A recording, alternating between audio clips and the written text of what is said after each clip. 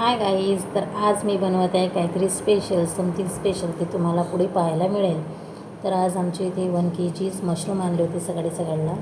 तर मी हा मॉर्निंगचा टाईम आहे आणि याच्यामध्ये मी बनवत आहे भाजी मशरूमची. तर त्याच्यासाठी 3 बडे तेल घेतले मी आणि स्वच्छ धुतलेले हे मशरूम एक साईड ठेवून दिले. त्याच्यानंतर तेल तापलेलं, त्याच्यामध्ये अद्रक, लसूण, जिरा आणि कांदा याची पेस्ट टाकलेली आहे. तेल छान तापल्यानंतर टाकायचं आणि फोडणी अशी कडक करायची, छान मस्त सुगंध येऊ द्यायचा अद्रक लसूणचा. ते छान परतायचं एका तेलात आणि त्याच्यानंतर मग मी याच्यात काही आपले घरगुती मसाले टाकले. याला छान शिजू द्यायचं. हे चांगलं शिजलं की मग नंतर आपण लगेच याच्यात टाकूया हळद, तिखट, मीठ.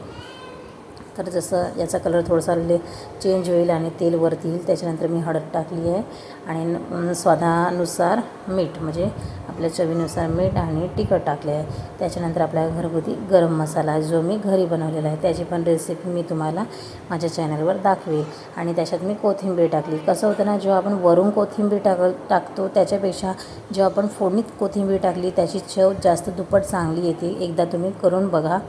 मी आता 1-2 दिवसापासून करते, तर मला खूप छान वाटली आहे असं ट्रिक त्यामुळे.